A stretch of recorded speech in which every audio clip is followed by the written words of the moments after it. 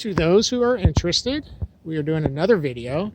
Somebody asked for this to be removed on the inside, so we're showing how that was built in 1956. Stepping back, pulling the rubber up, and there's some insulation from 1956, all in pretty good shape.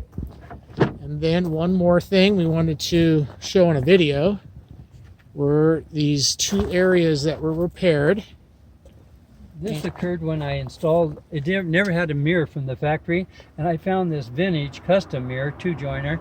So I got a puller, pulled this off, and when I did that, it shattered the paint on the hinge itself and a little bit around here.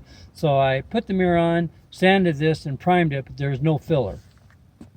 Okay. It's not filler. However, on the fender itself, there was a small dent from the previous owner, and it was right in here about the size of a half a pickle.